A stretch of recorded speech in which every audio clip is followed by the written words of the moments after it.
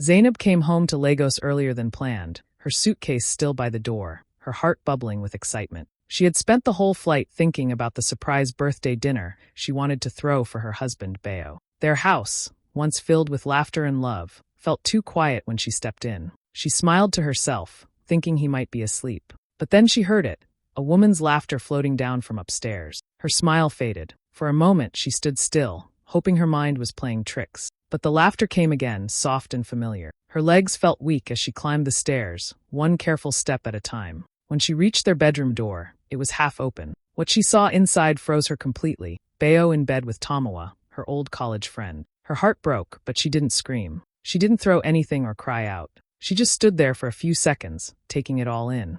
Then she turned around and walked out quietly, her silence louder than any words she could say. That night, while Bayo slept peacefully beside his new lover, Zainab sat alone in the living room. Her eyes were dry now. She opened her laptop, scrolling through property documents. Her name, only her name, was written on the title deed. A bitter smile tugged at her lips. She closed the file, leaned back, and whispered to herself, "So that's how it is." Her heartbreak hardened into resolve. The plan was already forming in her mind. The next morning, the smell of frying eggs and coffee filled the kitchen. Zainab moved calmly from the stove to the counter, her hands steady, her face unreadable. When Bayo walked in, still half asleep, he looked surprised to see her there. Tamawa followed behind him, wearing one of Zainab's robes like she owned the place. "You're still here?" Tamawa said with a mocking smile. Zainab turned slowly, her voice soft and steady. "Oh, I'm not going anywhere," she said. Then she added with a faint smile, "Not yet." Bayo laughed awkwardly, brushing it off like nothing had happened. He sat down at the table, scrolling through his phone while Zainab served him breakfast. The same breakfast she used to make when things were good between them. She didn't look at him. She didn't need to. Every movement was part of her quiet act. The rest of the day passed slowly. Zainab watched the two of them, how Tamawa clung to Bayo's arm, how Bayo puffed up his chest, pretending to be the man in charge. They whispered to each other, thinking she couldn't hear, talking about how they'd renovate the house and modernize the living room. Zainab simply nodded when they spoke to her, pretending not to care. But inside, she was taking mental notes, already 2 steps ahead. Later that afternoon, while Bayo was out running errands, she called Mr. Ajayi, a quiet, well-connected real estate agent she trusted. He arrived an hour later in a simple gray suit, holding his clipboard. Zainab welcomed him in politely and showed him around. As they walked through the house, her voice was calm but firm. When they reached the front door, she leaned closer and whispered, "List it for sale. Keep it quiet. Discretion is key." Mr. Ajayi gave a small nod. He didn't ask questions. "Understood, ma'am," he said, and left as quietly as he came. By evening, Bayo was back home, bragging loudly about some business deal over a bottle of whiskey. Tamawa laughed too hard at every joke, playing the perfect partner in crime. Zainab sat by the window, pretending to scroll through her phone, her reflection glowing faintly in the glass. The city lights outside shimmered against her calm face. Bayo turned to her with a smug grin. "You see, Zainab, this is how a real man builds success," he said. She smiled politely and nodded, saying nothing. Inside, her thoughts were sharp as glass. Success? You'll see what real success looks like, she thought. When the house finally went quiet, she stayed by the window a little longer, the sound of the city humming in the background. She watched Bayo's empty laughter fade into snores from the bedroom. Her lips curved into a faint, knowing smile. "You made this house a joke," she whispered softly to herself. "I'll make it your lesson." For the first time since that night, she felt a strange calm. The storm had already begun, and Bayo had no idea he was standing right in the middle of it. The days that followed were strange. Zainab moved through the house like a ghost, quiet and obedient, playing her role perfectly. She cooked, cleaned, and even brought breakfast to the bedroom where Bayo and Tamawa stayed together, laughing like they owned the place. Her hands might have trembled a little, but her smile never did. She made sure of that. Bayo, proud and blind, mistook her silence for weakness. One morning, while sipping his tea, he looked at her with arrogance and said, "You should be grateful I let you stay here." Zainab paused for a second, then lowered her eyes like a scolded child. "You're right," she said softly. But as she turned away, a small smirk flickered across her face, the kind you'd miss if you... Every night, once they were asleep, she got to work. She opened drawers, collected her jewelry, important documents, and the small stash of cash she had hidden over the... Bit by bit, she packed her life into quiet bags. Each morning, she drove out, pretending to run errands. In truth, she was dropping off her things at her friend Ngozi's apartment across town, a safe place where no one would think to look. Ngozi had been suspicious at first. "Zainab, are you sure about this?" she asked one afternoon as Zainab unpacked another bag of valuables. I'm sure, Zainab said calmly. I just need a little time. And silence. While Beo and Tamoa bragged about redecorating their home, Zainab was already several steps ahead. Mr. Ajayi, the real estate agent, called her one evening with good news. I've found a buyer, he said. A woman from Abuja. Serious, private, and willing to pay in full. Zainab's heart skipped a beat. Perfect, she replied. Let's move fast. I'll handle the paperwork. To keep everything clean, she decided to use her maiden name, Zainab Bello. No connection to Beo. No trace he could use to stop her. The sale documents were drawn up quietly, and every legal box was ticked. She left no room for error. Back at home, she kept up the act. She laughed at Beo's jokes, nodded at Tamoa's fake sweetness, and acted like nothing was wrong. Every time Beo insulted her or bragged about how lucky she was to have him, she only smiled and said, "Of course." At night, she'd lie awake, staring at the ceiling, her mind racing with plans. The fear was still there, yes, but so was a growing strength, the kind that comes from knowing you've taken control. By the end of the week, everything was set. The buyer was ready, the sale date was fixed, and the transfer details were in motion. Zainab looked around the house one last time, taking in the walls that had once held her laughter and her pain. She whispered to herself, soon. The woman they thought was broken was quietly building her escape, piece by piece, step by step, and by the time they realized it, it would already be too late. The following weekend, Beo's family hosted a small get-together at the house. The living room buzzed with laughter, music, and the smell of jollof rice. Zainab sat quietly on one of the sofas, dressed neatly, her smile polite but distant. She poured drinks, served food, and greeted everyone warmly, the perfect picture of a loyal wife. Beo, meanwhile, was in full performance mode. Surrounded by his cousins and uncles, he spoke loudly about his achievements, waving his glass of wine like a trophy. "This house," he said proudly, "is one of my best investments. I worked hard for it. Zainab is lucky to live under my roof." A few people clapped, others nodded, impressed by his confidence. Zainab simply smiled, saying nothing. She had learned long ago that silence could be louder than any argument. She watched him brag, her hands resting calmly in her lap. Then, out of nowhere, his cousin Adewale, known for his sharp tongue, spoke up. "Ah, Beo," he said with a teasing laugh. "But isn't the house actually in Zainab's name?" The room went still. The music, the laughter, everything seemed to pause. Beo's smile froze mid-laugh. His eyes darted toward Zainab, then back to Adewale. Zainab felt everyone's gaze turn to her. She took a small sip of her drink, then smiled gently. "Don't worry," she said, her voice calm and steady. "He knows who the real owner is." A few people chuckled awkwardly. Others tried to change the topic, but the damage was done. The air around Beo grew heavy. His face tightened as he forced a laugh, but his pride had been wounded in front of everyone. The rest of the evening dragged painfully. Zainab continued playing the gracious host, refilling drinks, serving snacks, chatting politely. Beo stayed quiet, his earlier confidence completely gone. Tamoa, sitting beside him, looked uncomfortable, her smile strained. When the guests finally left, the tension exploded. As soon as the door closed, Beo turned on Zainab. "You embarrassed me in front of my family," he shouted, his voice echoing through the living room. Zainab didn't move. "I didn't say anything that wasn't true," she said softly. He slammed his fist on the table. "You think you're smart? You think you can talk back to me?" He grabbed a glass and threw it across the room. It shattered against the wall, but Zainab didn't even flinch. She stood there calm, almost detached, watching him lose control. When he finally stormed upstairs, muttering insults under his breath, she sat down and let out a long, quiet sigh. Her heart didn't race anymore. She wasn't scared, not this time. Because what Beo didn't know was that the sales agreement was already signed. The house he called his wasn't his anymore. The papers were sealed, the payment was being processed, and soon everything he bragged about would disappear, just like his pride at that dinner table. Zainab leaned back, a faint smile playing on her lips. "Let him shout," she whispered to herself. "He's already lost." It happened on a Saturday morning. Zainab was in the kitchen making tea when she heard the sound of a car trunk slamming shut outside. She looked through the window and froze. Beo was helping Tamoa carry her suitcases into the house. Not just a bag or two, but full luggage, dresses, shoes, boxes. The kind of move that said permanent. Zainab didn't say a word. She stood by the counter, stirring her tea slowly, the spoon clinking against the cup. Her face was calm, but her hands were steady in a way that only comes when anger turns cold. Tamoa walked in first, smiling proudly like she'd won a prize. "Good morning," she said sweetly, her tone dripping with fake innocence. Behind her, Beo followed, carrying a box. "Zainab," he said casually, "we're making some changes around here." Tamoa was moving in. Zainab simply nodded. "I can see that." They walked past her and straight to the master bedroom. From the doorway, She watched as Tamawa began hanging her dresses in the wardrobe that once held her own clothes. Zainab had already moved most of her things out, so there was plenty of space, something Tamawa mistook for acceptance.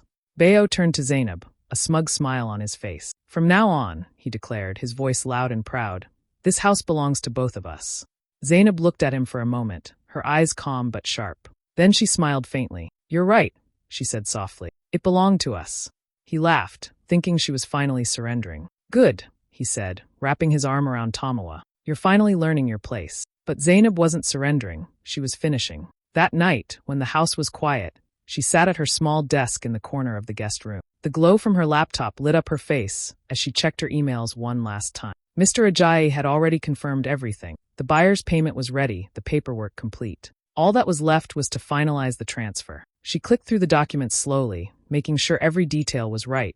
The property code, her maiden name, the bank details. Her heart was steady as she typed in her password and confirmed the transaction. Within minutes, she received the alert. Payment cleared.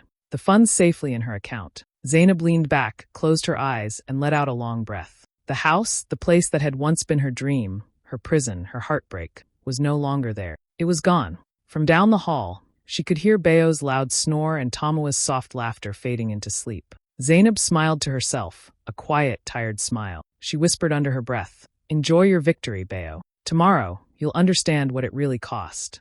Then she shut her laptop, turned off the light, and finally allowed herself to rest.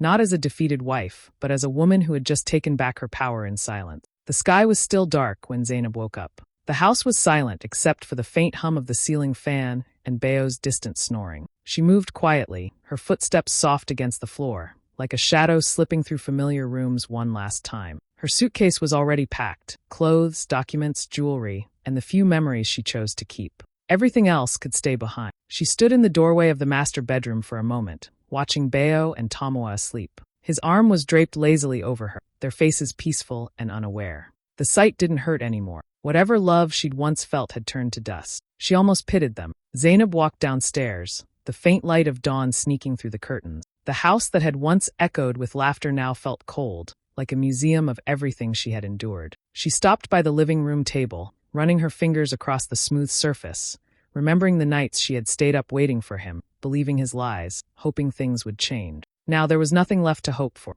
only freedom. She took a deep breath, opened the front door, and stepped outside. The early morning air was cool against her face. She turned back one last time, her eyes scanning the walls, the windows, the balcony where they once shared tea and promises. A faint smile touched her lips. "You built a palace of betrayal," she whispered softly. "Enjoy it while it lasts." She locked the door gently, placed the keys in an envelope, and handed them to the sleepy security guard by the gate. "Give this to Mr. Bayo when he wakes," she said quietly. The man nodded, not asking questions. As she got into her car and started the engine, the weight on her chest began to lift. With every mile she drove away, the memories felt lighter, like dust blowing off her shoulders. The city was still waking up, streets half empty, the sky slowly turning orange. Lagos, noisy and alive as always, felt different that morning, like it was welcoming her into a new chapter. When she finally reached her new apartment by the lagoon, the air smelled of salt and peace. The place was small but bright, with wide windows that opened to the water. She dropped her bags, kicked off her shoes, and looked around. No shouting, no mocking laughter, no lies, just silence. Zainab smiled, walked to the balcony, and watched the sunrise paint the sky gold. Her phone buzzed on the table, Bayo's name flashing across the screen, but she didn't pick it up. Instead, she turned it off completely, set it aside, and drew the curtain. For the first time in years, she lay down without worry, her heart steady, her mind clear. The sound of gentle waves filled the room, and as she drifted into sleep, she whispered to herself, "This is peace." The morning started with chaos. Loud knocking echoed through the house, sharp and angry, pulling Bayo out of his sleep. Still half dreaming, he frowned and turned over. When the noise didn't stop, he sat up, confused. Tamawa groaned beside him. "Who's making all that noise this early?" she muttered, covering her head with a pillow. The banging grew louder. "Open up. This is official business," a deep voice called from outside. Bayo jumped out of bed, grabbed his robe, and stormed to the front door. When he opened it, 3 men stood there, 2 in suits holding folders and 1 in uniform. Behind them, a moving truck was parked by the gate. "What's going on here?" Bayo snapped. "You people are disturbing my peace." The man in front, a calm-looking official, replied firmly, Mr. Bayo Atakunal, we're here to vacate the property. This house has been sold. Please step aside so we can proceed. Bayo blinked, confused. What nonsense are you talking about? This is my house.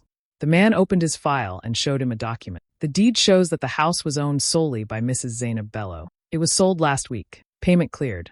The new owner takes possession today. For a moment, Bayo couldn't speak. The words didn't make sense. His mouth opened, but no sound came out. Behind him, Tomoa appeared in her robe, clutching her phone. What's happening? She asked, panicking. The officer handed over another copy of the document. As you can see, sir, everything is legal. We need you to pack your belongings immediately. Tomoa's face turned pale. Wait, Zainab sold the house, she screamed. She can't do that. Bayo's knees felt weak. He grabbed the paper and scanned it desperately. There it was, Zainab's name, her signature, the seal of approval. Everything stamped and verified. No, no, no, he muttered, shaking his head. She wouldn't dare. But she had. Within minutes, movers entered the house, carefully but efficiently carrying out furniture, boxes, and clothes. Bayo tried yelling, threatening, even begging, but the officials ignored him. Tomoa paced around, crying and shouting at him. You said this house was yours, Bayo. You said you owned it. Neighbors began to gather outside, whispering among themselves. Some filmed quietly with their phones. It was a spectacle, the once proud man being thrown out of his own home. Bayo finally sank onto the front steps, sweat dripping down his face, his pride collapsing with every box that left the house. He pulled out his phone and called Zainab. Once. Twice. 10 times. No answer. He sent message after message. Please, Zainab, let's talk. Don't do this. I'm sorry. The screen stayed silent. She didn't even open them. By the time the sun was fully up, the house was empty. The gate closed behind the movers, leaving Bayo and Tomoa surrounded by their bags on the sidewalk. He looked around, lost and broken. For years, he had walked through that house like a king. Now, stripped of everything, he finally understood the truth. His empire wasn't built on love or loyalty. It was built on arrogance. And it had just come crashing down in broad daylight. A few days passed before Bayo finally gathered the courage to face Zainab. He had tried calling her non-stop, but she never answered. Every text, every voicemail ignored. His pride was gone now. All that was left was desperation. He found out from one of her old friends that she had opened a clinic in Lekki, a small health center she'd been quietly building for months.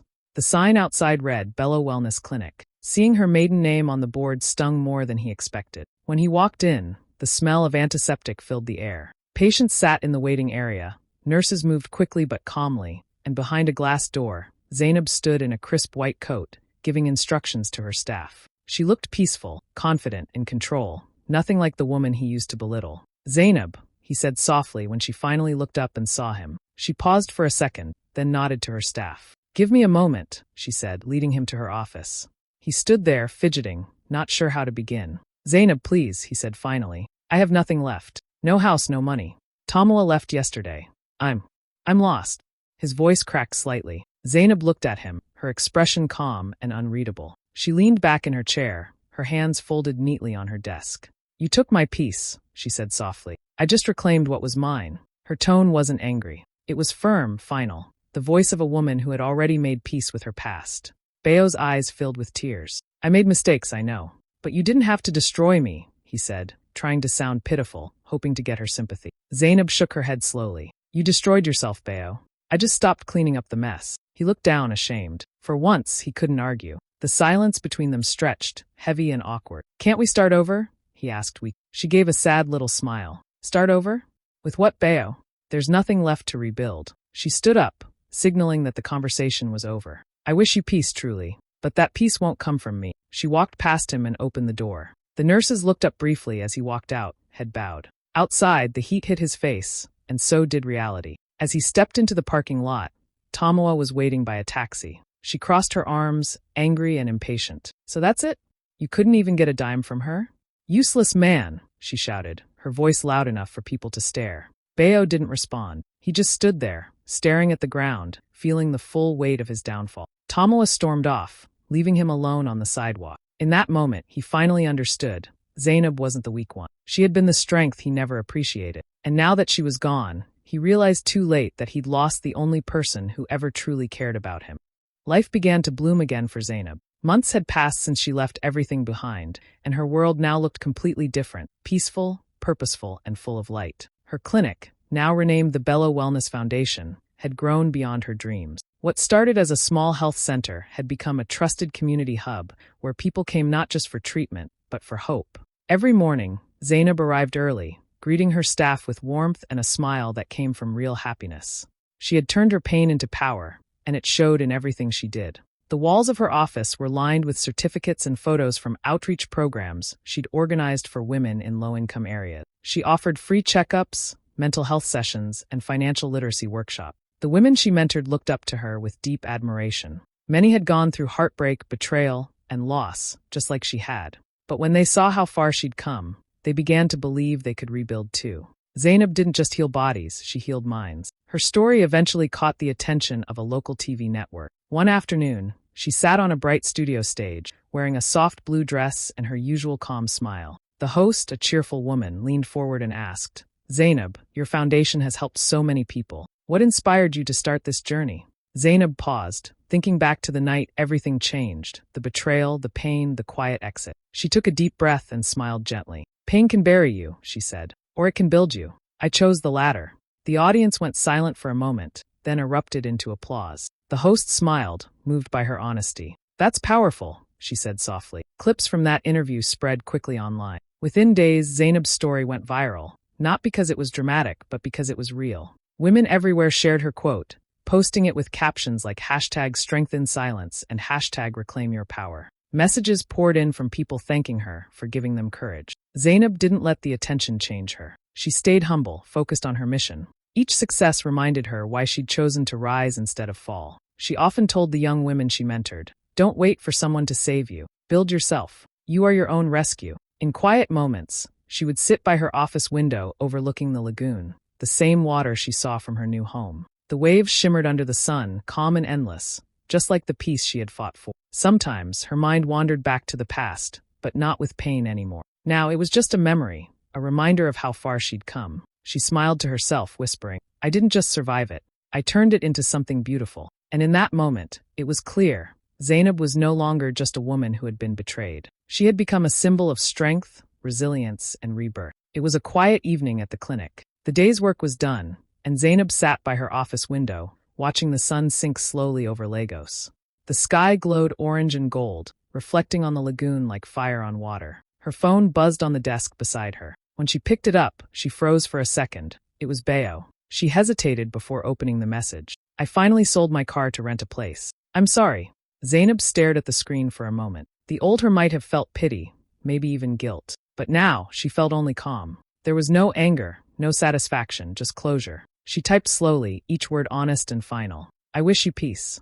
That's something money can't buy." She read it once more, then hit send. A few seconds later, she opened her contacts, scrolled to his name, and pressed delete. Just like that, the last tie between them was gone. She stood up and walked to the window, the evening breeze touching her face. The city lights began to flicker to life, cars moving like fireflies below. Everything felt still, complete. She smiled softly to herself. Somewhere inside, she could almost hear her own voice, stronger, wiser, free. "They thought betrayal would break me," she whispered. "But I learned, sometimes you have to lose everything to find yourself." The camera would fade out there, Zainab standing tall against the sunset, a quiet silhouette of strength. Not a woman broken by love, but one reborn by pain. Her story wasn't about revenge anymore. It was about peace, the kind that comes when you finally stop looking back and start living again.